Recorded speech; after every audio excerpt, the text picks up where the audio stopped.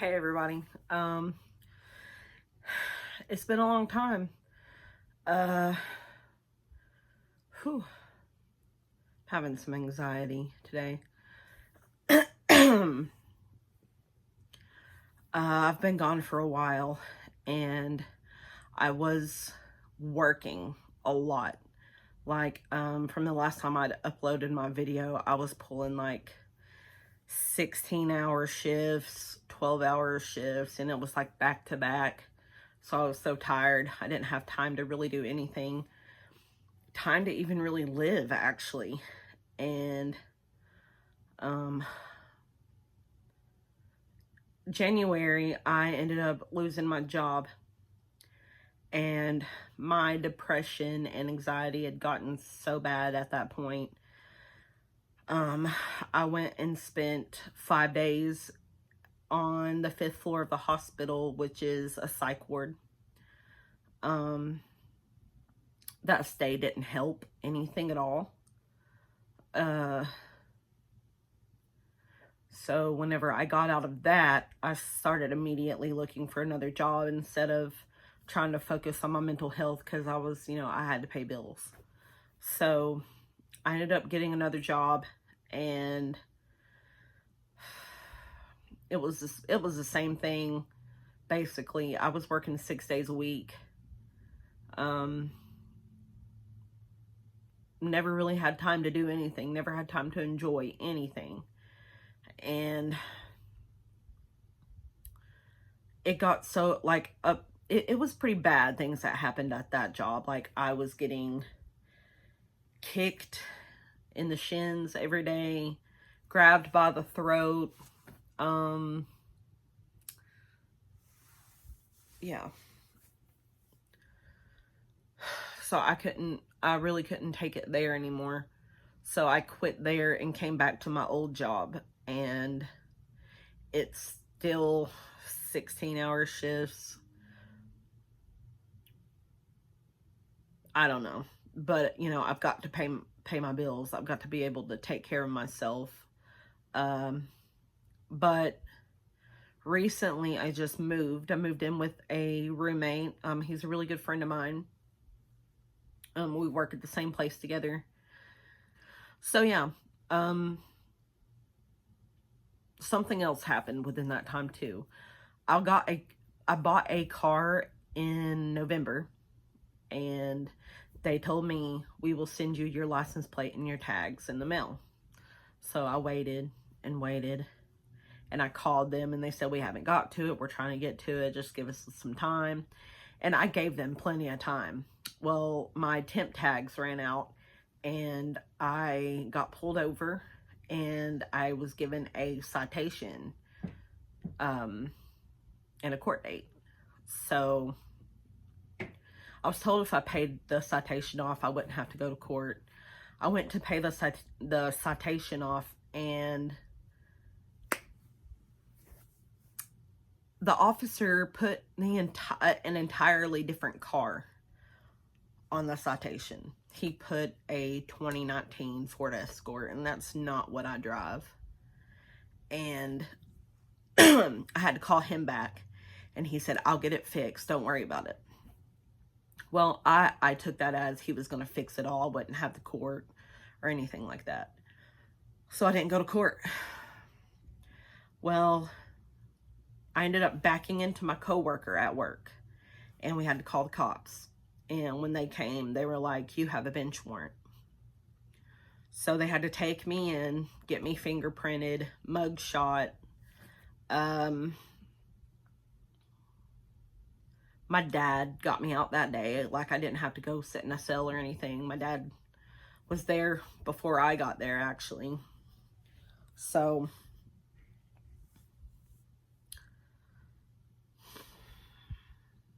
me getting arrested caused me to lose my insurance, and I still don't have my insurance. So I've been without one of my medications for a while.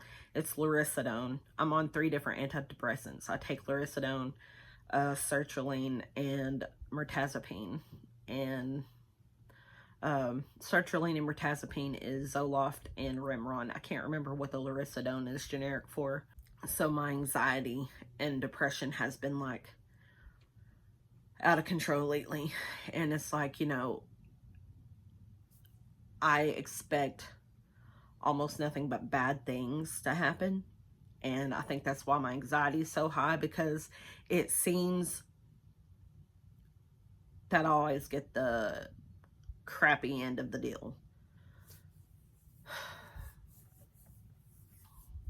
So, but I've just been insanely depressed. These last few months have been just nothing but struggle after struggle after struggle. And it's about all I expect anymore. It's just a struggle. And trying to get my brain in the right mode to just simply exist is sometimes it's just an absolute struggle.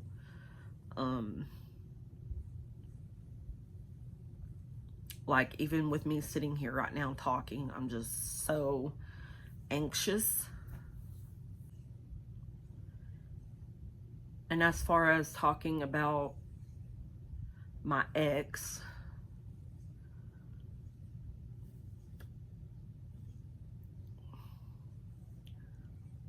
I don't know if I can date ever again, because I've just got so much trauma and PTSD, and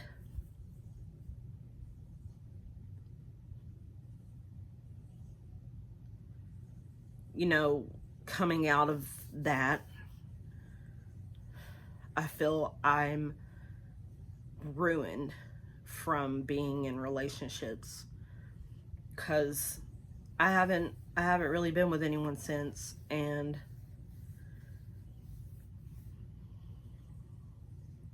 whenever I would try to talk to people just to see where it would go, if it would be, you know, friends or anything more than that, I would slowly stop talking to them. And I feel awful for doing it, but I'm terrified. I'm so scared that I'm not enough, and what I bring to the table isn't what anyone would want. I've been trying to work on like self-love and stuff, but it's been so difficult, so hard.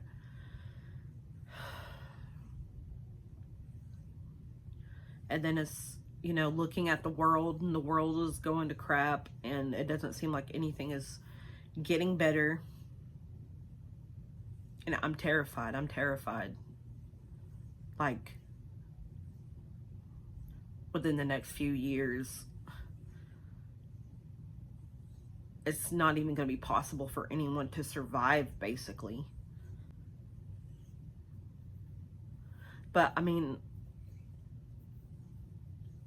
I just feel like I gave everything that I had, and I don't have anything else to give anymore. Because, you know, when you're taking care of someone 24/7, you sort of lose yourself. You lose bits and pieces of yourself trying to give to everyone else.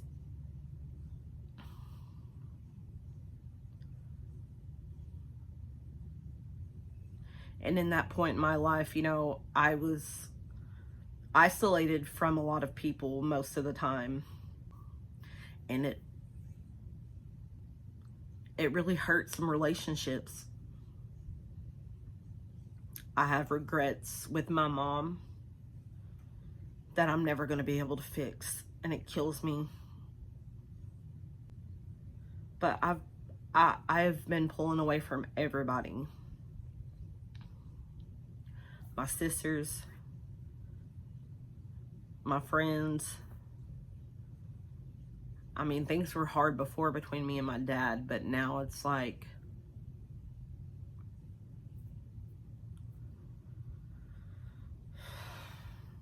I'm not close with my dad like I wish I was. And, you know, he don't know anything about me. He don't really know anything about my life. And that's the way he wants it. I just feel like if he knew who if he really knew who I was, he would hate me. So yeah, I'm really struggling. I've been struggling for the last few months. Constant anxiety 24/7, like I can't get a deep enough breath. I take medicine for it, and the dose was just upped like 2 weeks ago. But I don't know if it's really helping, or if, you know, my anxiety is based on situational, because it could be. But, you know, I'm trying to get back on my feet right now. I really am.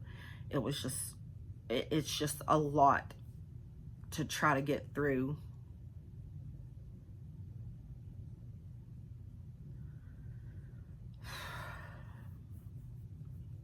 And I miss YouTube. I miss doing YouTube. I miss having fun with it. It's just so hard to find time. So hard to find time whenever you're constantly running and going for work and for other people. And you never really give yourself a moment's peace.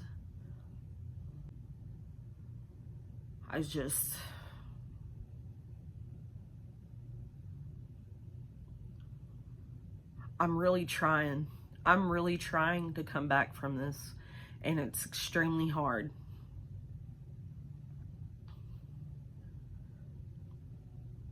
And it's like the only thing I can really give myself is that I've not given up yet. Though I've wanted to. This whole health scare with my thyroid,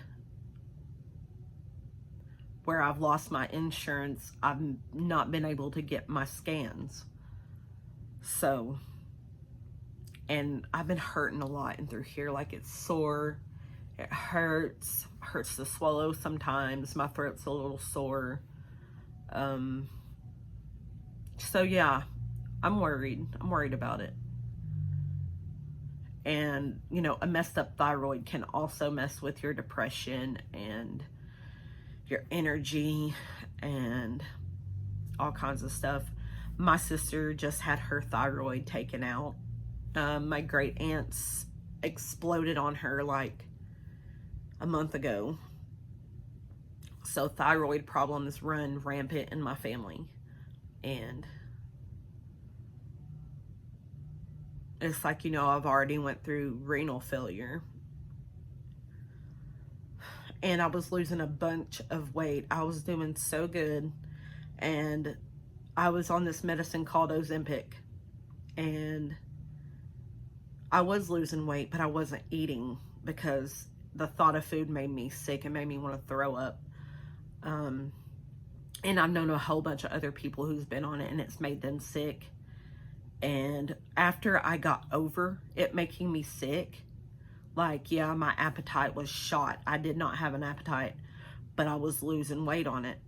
And it was controlling my sugar level. It was controlling my sugar level. Once all this happened, they were like, oh, if you have a possibility of thyroid cancer, then you cannot take Ozempic. So I took off that. My depression's been so bad lately that everyone around me can tell. I'm just really quiet and reserved, and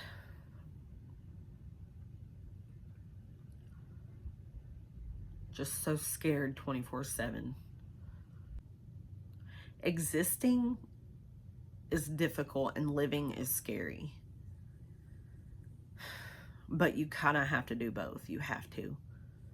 I mean, there's really not much of a choice but to try to keep going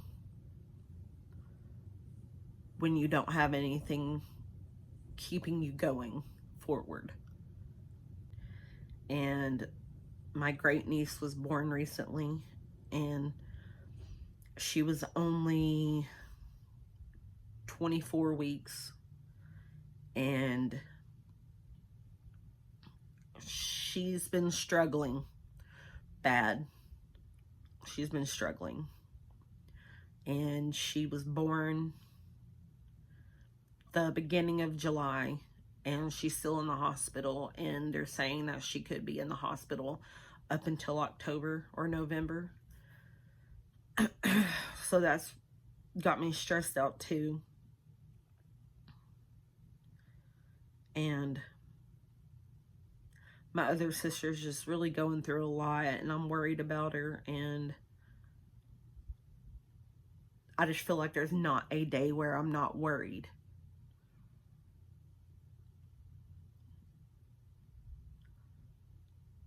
But I do want to thank everyone who has helped me.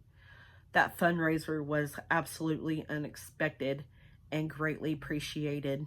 I was struggling. I think I had like maybe $5 in the bank, and I wasn't getting paid for another 2 weeks. And I lived 40 plus minutes away from my job. I was behind on my car payment. I was so far behind on my car insurance that they canceled my policy, and I had to get it reinstated. I'm still behind right now just because I just started this new job, and I had to wait 3 weeks without a paycheck, and rent's due, and it's just so much stress right now. But you guys helped me out so much, and it's so appreciative. You kept me from sinking. You kept me from sinking.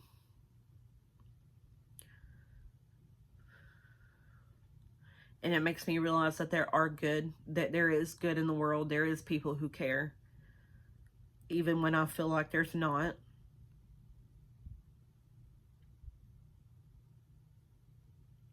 And it's like, I'm not only worried for me, I'm worried for everyone. I'm worried for all of you. I'm worried for everyone on this planet, because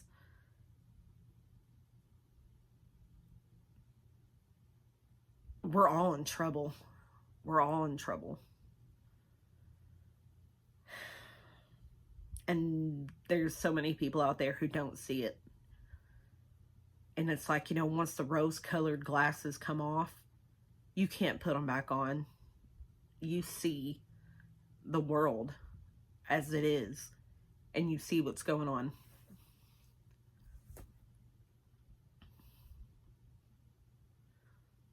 So I'm hoping everybody out there is trying to take care of themselves, and I know you guys are struggling as well. And it makes me worried, because I don't know what to do. I wish I could do something. I wish I could help everyone. But I can barely help myself right now. But I do appreciate everyone who has stuck around, hoping for me to come back. I will try to do what I can.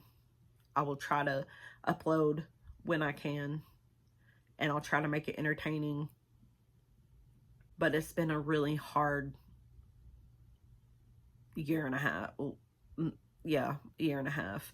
It's been a really hard last 3 to 4 years, if we're being honest. Because in 2019, I was so messed up, so depressed, I was on so many medications that I was a zombie. And I don't really remember a lot of it. Like, ever since then and on, it's just been nothing but horrible stuff. And I'm just waiting for the sun to shine again. I don't know when it's going to happen. But thanks to everyone who's listened and is still here watching me right now. And